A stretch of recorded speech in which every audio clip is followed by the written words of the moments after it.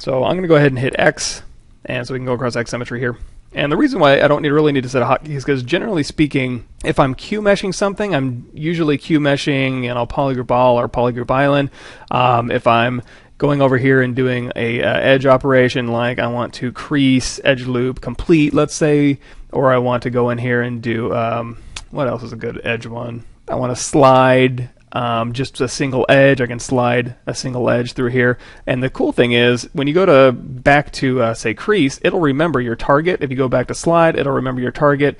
If you go back to your faces here and do a QMesh polygroup island, it'll remember how many steps you want to do, what kind of modifiers you would like to attach to that. So it's always going to remember what you say. If you go to polygroup, I don't want a polygroup, a flat border, poly order, additive. It'll remember that next time you're in polygroup. Now, I don't think I ever wanted to do this. I'm going to go ahead and put this back here.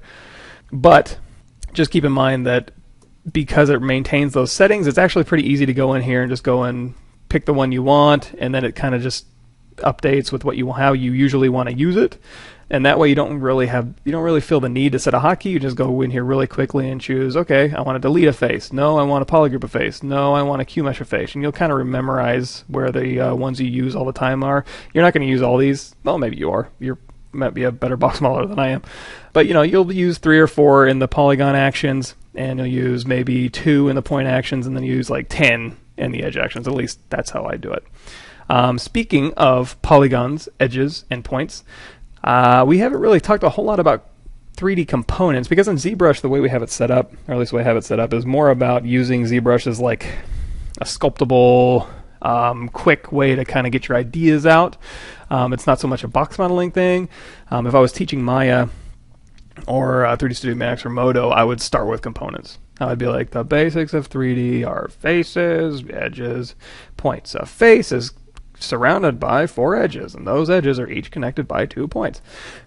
And there you go. That's the basics of 3D. If you can understand that, you understand 3D.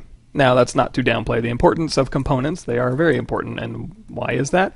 Because depending on how you want to interact with a face is going to be different with how you interact with an edge, and different from even then how you interact with a point. So what does that mean? It's easier for me just to show you. So let's go ahead and just get started on that. So if I roll over a face and I hold down spacebar, you're going to get a polygon action. That just means you are hovering over a polygon. It's going to give you actions that you can do to that polygon. So for instance, let's keep this simple. So we've got QMesh. Let's talk about QMesh and Extrude. Those are 2 pretty simple ones. So if we go to Extrude, and if you've been using 3D before, you can select a face and you can extrude a face, right? Now the reason it extruded a single poly is because we told it to, when I'm hovering over polygon and I want you to extrude. Well, how do you want me to extrude? Do you want me to extrude a single poly? Yes. Under target, I have a single poly selected. You can do all sorts of cool things with this, and I'm not kidding. This is actually really kind of cool, and I kind of am starting to wish, because I use a lot of polygroups in ZBrush, and they're visual polygroups, and they're just big color blocks on my screen, and I really enjoy doing that. And when I go to Maya, I get stuff with like selection sets and face selection, and it's nowhere near as powerful. It's kind of a pain, but in ZBrush, it's right on your screen. It's totally visible. You can change them on the fly. Not to mention, not only can you use polygroups as a selection set, you can also just use stuff like flat island. So what is a flat island? A flat island is just a flat area, and as soon as it stops being flat, like when it turns this corner here, it stops being a flat island, so this right here will extrude a flat island. So this is an island, and it's flat. As soon as it turns these corners, it's no longer a flat island, and that's your extrusion. And we'll keep modeling out. It'll make a little bit more sense as we go. So let's extrude. So let's say we want to extrude polygroup all. Now polygroup all, I'm going to assume this thing is mirrored down the middle. It looks like it is, but let's make sure. So we're going to go to Geometry, Modify Topology, and Mirror and Weld. So now we know we're Z forward, we're X across this symmetry here. So we've got a polygroup over here that's light purple, polygroup over here it's light purple, and just in case you can't tell, this is a light blue. So these are different polygroups.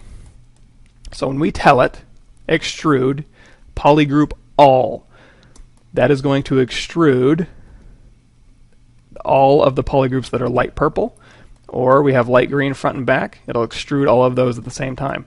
However, we change this back to single poly, it's just going to extrude a single poly. So let's talk about the difference between Extrude, and QMesh. QMesh is actually really, really cool, really, really powerful. So just like Extrude, QMesh can be similar. You can QMesh a single poly. So we're going to hover over a face, and QMesh in this instance is a polygon action to a single poly. And if we QMesh a face out, it's going to act like an extrude. And you can keep doing that too. You can grab another face and QMesh it out. You can grab another face. You can just keep grabbing this one and QMeshing it out. The cool thing about this is if you QMesh a poly down, it'll actually start subtracting.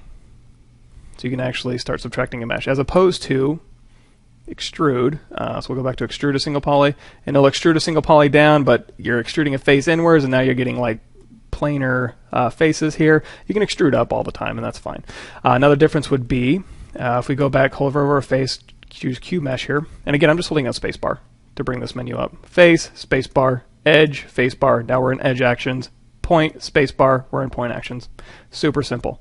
If I go over here and do extrude a single poly and pull this up, it's cool and it looks like it did a job, but you don't know, did it combine these two faces or not? Well, because it's an extrusion, down the middle it did. However, if you extrude this one up and then you extrude this one up, and then you hold down Shift and Smooth, it's actually going to extrude them along side by side. And the only reason it extruded these two together is because we had X symmetry on. If we have X symmetry off and do that, now they're not going to be put together. So